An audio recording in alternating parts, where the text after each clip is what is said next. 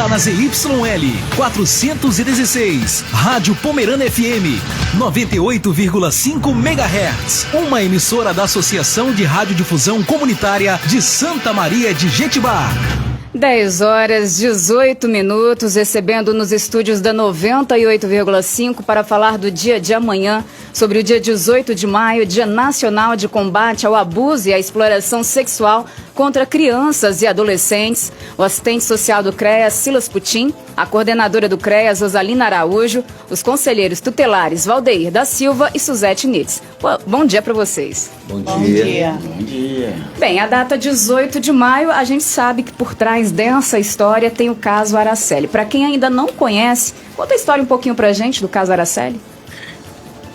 Bom dia a todos os ouvintes da Rádio Pomerana. O caso Araceli é um caso muito conhecido, né? Mundialmente. Se eu não me engano, 50 anos, né? 50 anos completa agora, né? Que em 18 de maio de 1973, uma criança de 8 anos foi, né, violentada, estrupada, né? Queimada. Morta, com requinte de crueldade, né? Queimada, né? Morta, drogada e ainda assim, mesmo em cima dessas atrocidades, foi jogado ácido, né? Para desconfigurar, né? A sua fisionomia, pessoas de alta né? sociedade ainda. Por duas famílias de alta sociedade, muito conhecidas aqui no território capixaba, né? E completa 50 anos dessa atrocidade, dessa violência contra a criança e o adolescente. E hoje, no mês de maio, nós temos o laranja, né? Laranja, a cor laranja, simbolizada por uma flor, que simboliza o dia 18 de maio, que é o dia de combate, né? Prevenção também ao abuso e à exploração sexual de crianças e adolescentes. Uhum. Essa data é alusiva à Lei Federal 9.970, criada em 2020, né, em 2000, e hoje completa 23 anos dessa lei. E nós estamos aqui, enquanto instituições protetivas, né, para falar com a sociedade, né, divulgar para a sociedade as ações que são realizadas no município de Santa Maria de Jetibá através do CREAS, né, e também através de outras instituições como o Conselho Tutelar, porque o Conselho Tutelar é um órgão protetivo, né, baseado na lei do Estatuto da Criança e do Adolescente, 3.069, né, e nos artigos 99 até o artigo 109, trata da questão da proteção, né, proteção. E deveria ser primeiro em casa, né? Exatamente. Então nós vamos falar a respeito, né, de quais são os tipos de abuso que existem, quais são as ações que são realizadas nesse mês de maio em todo o município, ok? E é isso. Bem, a gente sabe que 50 anos caso Araceli, mas essas atrocidades contra crianças e adolescentes já vêm desde os primórdios, né? 50 anos caso Araceli, 23 anos da lei, mas as coisas continuam acontecendo, né? E com muita frequência, inclusive aqui no nosso município. Estou certa? Sim. Inclusive, os agressores da Araceli nunca foram punidos, né? Tem até nome de rua, né? Isso. Avenida, Sim. né? Inclusive aqui em Santa Maria, meu nome é Suzete, né? Sou conselheira tutelar. Bom dia a todos os ouvintes da Rádio Pomerana, né? Os que estão assistindo a gente pelo Facebook também. Então, existem várias formas que pode ser considerado um abuso sexual. São, assim, você pegar uma criança e colocá-la para assistir um filme pornô, ter relações sexuais na frente da criança e do adolescente, tirar fotos íntimas de crianças e postar. Então, assim, são várias que pode ser considerado abuso sexual. E estupro, e tem, né? Isso, e estupro, né? E assim, o que mais choca a gente que tem quem era para ser os protetores, na verdade, que são os agressores. Mas na verdade sempre foi assim, né? Agressores, né? Estão dentro de casa. Sim. Inclusive, em depoimentos de psicólogos, psiquiatras, aumentou muito o nível de abusos sexuais de crianças e adolescentes na pandemia, onde as crianças tinham que ficar junto com os pais, né? Os seus cuidadores. Realmente. Na verdade é o contrário, onde os pais tiveram que ficar com os filhos, né? Porque os filhos sempre vão estar ali as na crianças família. não foram para a escola e tiveram mais tempo aí com seus responsáveis. Então, a quantidade de abusos, né, e também exploração, porque são duas coisas bem diferentes, né? A exploração sexual e o abuso sexual são dois crimes distintos, né? Tudo relacionado à questão sexual da criança e do adolescente. Okay? A exploração é quando se ganha dinheiro, né, com isso, né? E o abuso são o que a Suzete... São relacionados aos atos e os fatos, né? E assim, o que mais assim... O que acontece? O Conselho Tutelar, ele é um órgão de proteção. Então tem muitas crianças, às vezes, e adolescentes que têm medo do conselho e, né, às vezes fala assim, e a própria família fala assim, ó, se você falar com o conselho vai pegar vocês e vai levar vocês embora. Vai prender. Então, às vezes... O agressor ameaça. Isso. Né? Então, eles ficam com muito medo, né, por estar fazendo uma denúncia. Mas não é bem assim. É um órgão de proteção. A gente ajuda a criança a sair daquela situação. Né? Muitas vezes a criança tem esse contato, essas informações vêm da escola, né? Onde elas sentem mais liberdade para estarem falando. Exatamente. Aí se a criança, se eu tiver alguma criança ou um adolescente vendo agora, ouvindo a gente, que chegue mais próximo, às vezes, de uma pessoa da escola que você tem mais intimidade, que você pode estar contando para alguém, para estar procurando, né, o órgão de proteção, denunciando, tem o Disque 100, que tem o 190, tem vários canais que a gente vai estar passando depois. Quais os sintomas que uma criança ou adolescente dá quando está sendo abusado? Os pais ficarem de olho, os responsáveis. Primeira coisa ou que os professores também, a gente observa, né, muito, primeira coisa é quando a criança ela começa a tirar nota baixa na escola, ela não quer ir mais para a escola, ela não quer mais brincar, ela fica triste, não conversa mais muito, ela fica muito em silêncio, ela quase não conversa mais muito, ela não se abre com ninguém, ela fica muito reprimida. A repreensão dela mesma é um dos primeiros sintomas que a gente vê. E quando já é uma violação um pouco mais agravante, ela já se demonstra... agressiva? Se cortando, se automutilando. Toda criança ela tem uma forma diferente de prover sinais quando tem o direito dela violado, principalmente quando está sendo abusada, né? Toda criança, cada um é diferente da outra. Então, a pessoa que convive com essa criança, ela tem que estar percebendo sempre quais são as mudanças que estão ocorrendo nessa criança. Muitas vezes, ela não demonstra fisicamente. Muitas vezes, ela demonstra da forma como ela tem agido, né?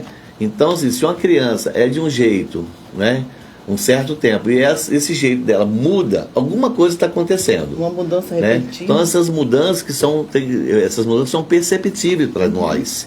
Então, a gente tem que avaliar cada caso. Quantas e quantas crianças sofrem caladas, não demonstram também, só na vida adulta, como a gente vê por aí, ela que expõe, né, que foi abusada sexualmente. Quantas pessoas hoje em dia relatando aí que foram abusadas sexualmente? Quer dizer, o silêncio cultural, né? É o silêncio cultural. Na verdade, a gente está aqui para prevenir e tornar esse silêncio assim, algo assim, que não deve existir. Principalmente assim, quando a conselheira Suzete fala do canal de comunicação, a gente tem estabelecido o Disque 100. O que é o Disque 100? Qualquer celular, né, seja moderno, seja antigo, em qualquer local, ele é capaz de discar, a pessoa tem que discar o 100, 100. Estou falando 100 porque tem muita criança que só entende dessa linguagem numérica. Disque 100, que vai ter uma pessoa que vai fazer, vai ouvir a denúncia, vai ouvir a criança, vai ouvir o adulto, e vocês não precisam especificar nome, é no anonimato, o nome não aparece. Então eles vão pegar esse caso e vão encaminhar aos órgãos de proteção, né? Que é o CREAS, o Conselho Tutelar, os órgãos do município, capaz de acompanhar e de averiguar que tipo de denúncia que foi realizada. Isso tudo para proteger o direito da criança e do adolescente no município. E quando a gente fala dessa questão cultural, como é importante os responsáveis conversarem com as crianças dentro de casa sobre o que seria um abuso, sobre não é permitido passar a mão, essas coisas que não são conversadas. A gente usa muito assim essa questão do tio, né? Eu gosto de usar esse exemplo, que é um... Tio ou tia, né? O tio ou tia, né? Vamos dizer assim, você tem um tio que sempre está na sua casa todo dia, faz carinho em você, né? A forma de carinhosa não precisa, na verdade, ficar sendo aquela forma de se tocar, né? Então esse tio sempre está conversando com você, então ele consegue mostrar essa forma carinhosa, se preocupar com a criança, com o adolescente, sem precisar trocar. Aí vem um outro tio lá que raramente vai na casa da pessoa, raramente vê essa criança e começa a elogiar, fala que tá bonita, passando a mão nas partes íntimas, né, ficar beijando toda hora. Não, isso daí não deve, né? Isso não é uma forma de demonstrar carinho, né? Então tem que ficar muito atento a essas pessoas que querem passar a mão, querem ficar só beijando, abraçando assim de uma forma não indevida. Então é necessário que a gente possa prestar atenção, tanto nesse familiar, nesse vizinho, nesses colegas, porque o maior índice de violações de direitos, de abuso contra criança e adolescente, está realmente no seio familiar, tá? É onde a criança tem mais contato com a família tem mais contato com a criança. E quando ainda existem casos em que a criança fala para a mãe que está sendo abusada, por exemplo, pelo companheiro dela, o pai, e a mãe não acredita, às vezes, né? É bem frequente isso, a mãe não acreditar na criança e sim no companheiro. Exato, nós temos muitos casos, né? Tanto criminalmente, né? Como de acompanhamento, da criança se sentir frustrada, né? Por relatar o fato a um familiar, principalmente a mãe, né? Que está sendo violada ou abusada, e a mãe não acreditar. Por isso o fato de nós termos muita criança ainda que sofre abuso e não é relatado, né? Muitas vezes encontra no professor, né, esse caminho, essa porta que ela possa estar conversando sobre esse assunto e denunciando de uma forma assim, anônima também, porque o professor não vai levar esse caso para a família, vai levar para os órgãos competentes, que é o caso do Conselho Tutelar, o CRAS, o CREAS, os organismos que nós temos no nosso país de proteção, que é o sistema judiciário, o Ministério Público, o CRAS, o CRES, né? O hospital também. Qualquer pessoa na sociedade tem um dever de proteger o direito da criança e do adolescente. E não de violá-los, né? Porque acontece também nas escolas o abuso contra crianças e adolescentes. Existe, sim. E lembrando aqui também que qualquer conjunção carnal, independente mesmo se chegar a falar assim, não, a adolescente tinha 13 anos e ela queria. Não, é considerado estupro vulnerável. Abaixo de 14 anos, mesmo com consentimento da adolescente ou da criança, é considerado abuso. É crime, artigo penal 217. E quando os pais aprovam que a filha de 13 anos saia de casa para casar-se, né? Porque é comum no Brasil. Aí o que acontece com esses pais? Então, essa criança, isso está proibido, né? Isso é proibido, isso daí é crime, não pode. A criança só se torna assim, capaz de casar ou se juntar após 16 anos, e isso é autorizado em cartório. E olha que né? No Brasil, esses dias, teve um caso extremamente... pra gente, de um prefeito de 65 anos, que a menina completou 16 anos, no dia seguinte casou com a menina. Exatamente. Então, quer dizer, já vinha muito tempo, né? Desde antes, tendo o relacionamento com essa menina, a mãe sabendo, e no outro dia Exatamente. Foi lá e casou crime. Em cartório. É crime. Né? E ainda, né, acharam super normal isso, só agora que veio à tona na mídia que... É crime inafiançável, né? Dos 14 para baixo, né? E mesmo com consentimento, né? Não é proibido, tá bom? Bem, formas de prevenção. Como o Conselho Tutelar e o CRES vem trabalhando nas formas de prevenção? Estão indo às escolas, conversar com os alunos?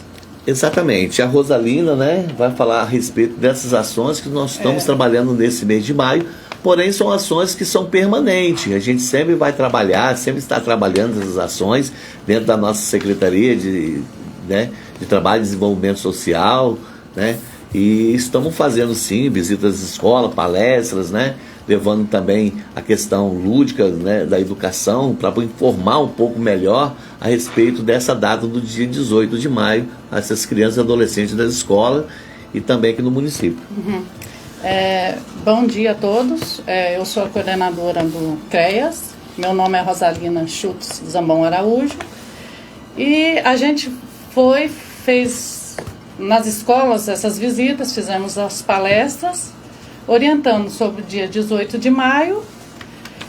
E também quero convidar, no dia 25 a gente vai ter um fórum acontecendo aqui no Centro de Convivência de Idoso, sobre o Fórum Municipal Enfrentamento de Abuso e Exploração Sexual contra Criança e Adolescente. Quem vai participar desse fórum?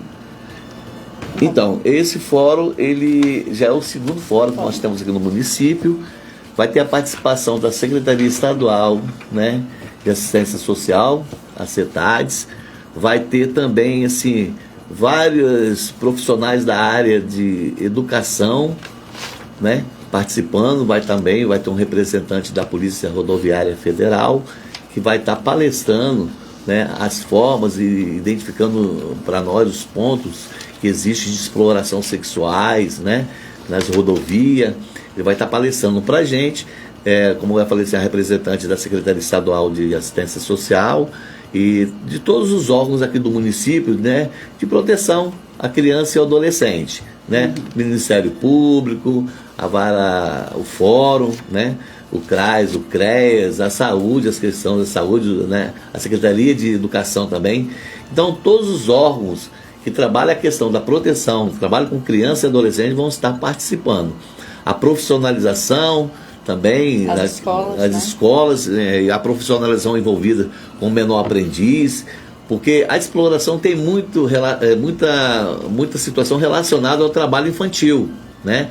E nós temos o PET, que é o Programa de Erradicação do Trabalho Infantil, que está sendo desenvolvido no município.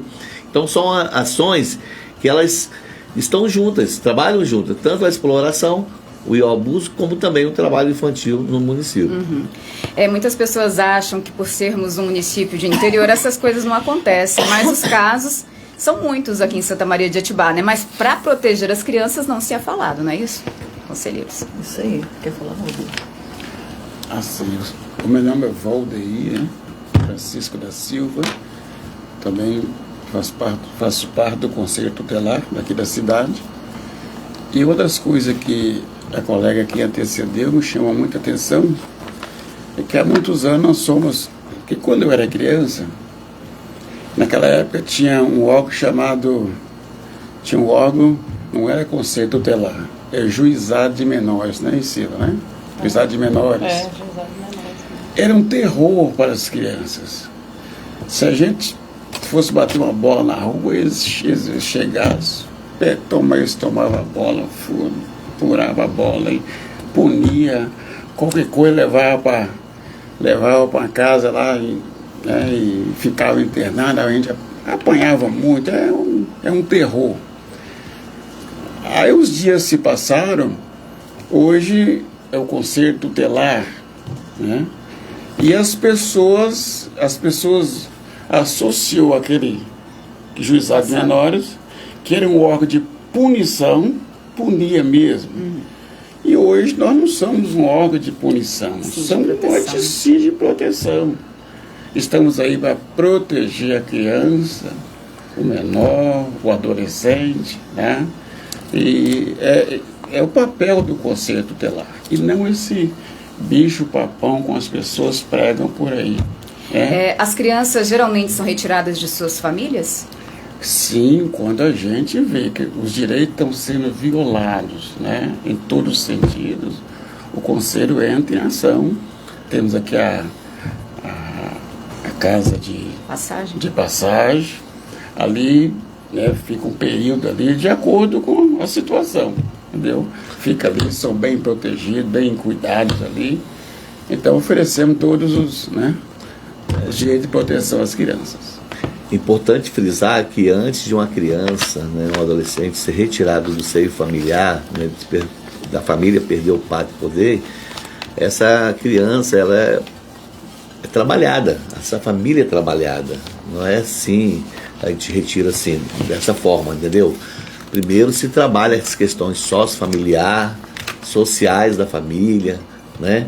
E só é retirada mesmo quando existe uma determinação, né, violações de direito que não é interessante que essa criança fique no seio familiar. Acho que o abuso sexual, eu acho que tem que ser retirado Exatamente. mesmo, né? Porque a criança não pode voltar para o lar.